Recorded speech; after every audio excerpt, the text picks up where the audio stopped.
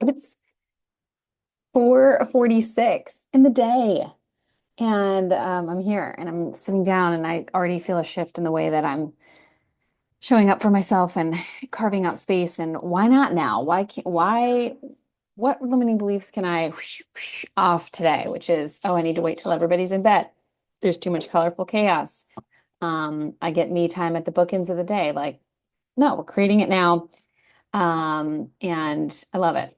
My thoughts are still meandering to Florida, the Sunshine State, as Hurricane Milton is making landfall now. And I am thinking, I just posted a picture of um, this beautiful hand-drawn picture of the state of Florida that's done by Anna Riffelbond, and she's an exquisitely talented artist who had the unique pleasure of her hand drawing our wedding invitations that I will cherish forever as my favorite artwork. I learned about her from my sister because she hand drew their wedding invitations in the mountains a year earlier. The mountain, like ironically, my sister got married in the mountains of Asheville, North Carolina. Not Asheville, but the mountains of Western North Carolina in a small town called Banner Elk that is impacted from Helene. And then JD and I got married about a year later in Fort DeSoto, South Pinellas County, South St. Pete, which is being majorly impacted currently at this moment by Milton. And looking at this picture just gave me all the feels, in Florida and what Florida means to me and how truly the Sunshine State and the Sunshine State of mind is part of me. It's part of the core identity of me. And I feel so much love for it. And just growing up in Winter Park, as I mentioned yesterday, just growing up in Winter Park in Central Florida and being a native Floridian amongst the orange groves and um, all the beauty of Central Florida, the lakes is me. And also me is South Florida, where I first, spread my wings in college and played Division I soccer and just started defining myself outside of my organic family constellation and met JD and the love of my life.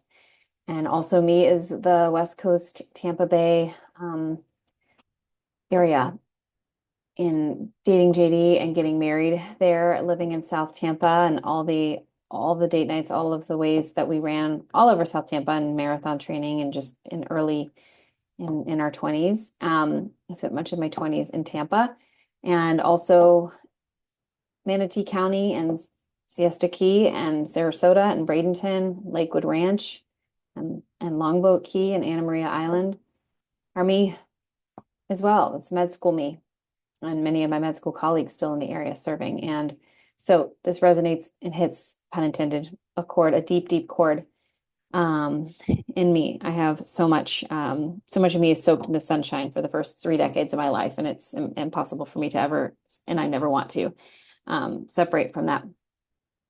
And as I was thinking about this, map and just of Florida and thinking about the people evacuating, the millions of people displacing themselves under mandatory evacuation orders and just trying, it's always a guesswork where the storm will actually make landfall and the concern for the storm surge. I was just thinking about all the roads, all the hours, all the life chats that I've had with myself, all the free concerts I've given myself on the turnpike and roads in Florida.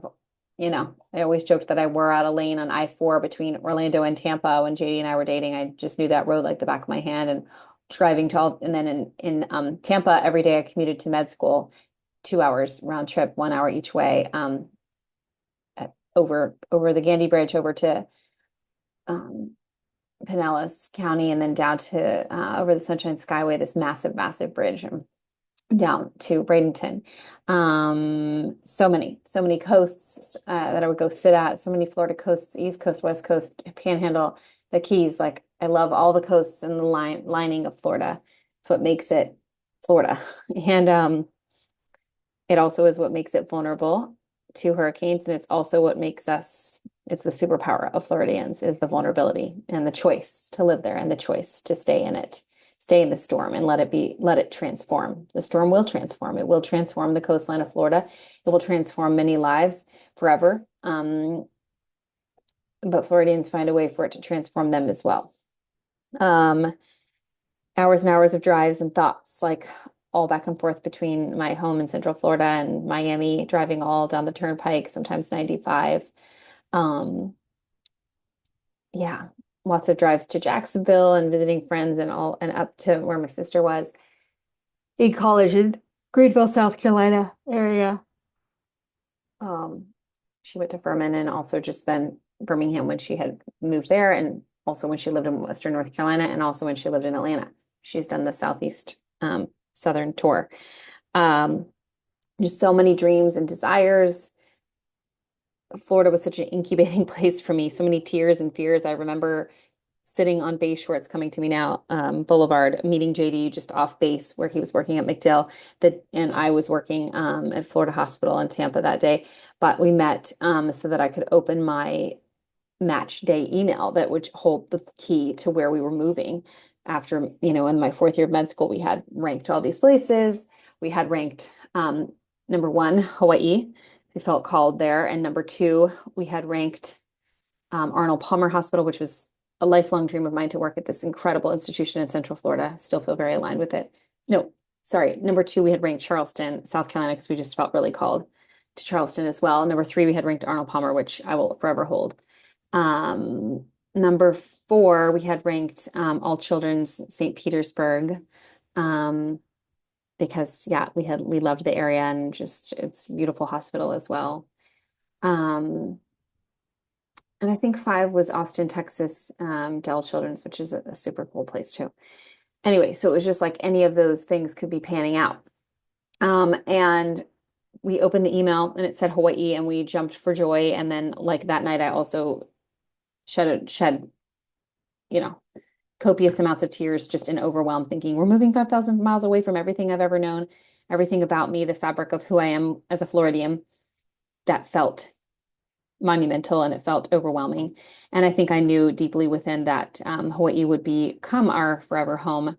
And yet I would always remain rooted in the sunshine that is me as a little girl and all of it. So, and I recall, and I still am mesmerized by watching the thunderstorms roll in across the lake, watching them, driving in many of them, and how Floridians know how to drive in like heavy, heavy thunderstorm that you just keep going slowly, you will get out to the other side. And so I know that they know that they'll just keep going in this. I mean, not truly being outside, but in the sense of there will be the eye will pass over, there will be more storm, and then there will be peace after.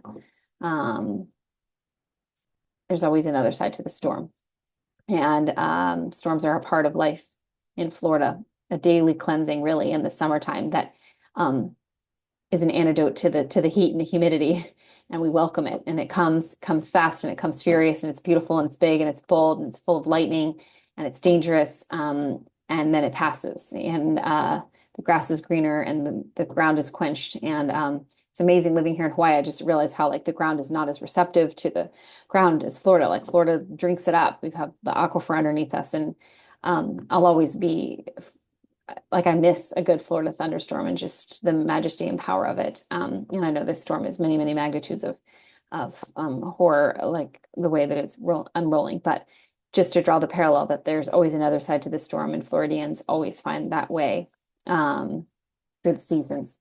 And so that's what came for me today. And even sitting down today, the antidote to my fear is faith in showing up, faith in telling my story. And I know Floridians feel that too. The antidotes to their fears, the faith that they will find the way that the community will come together.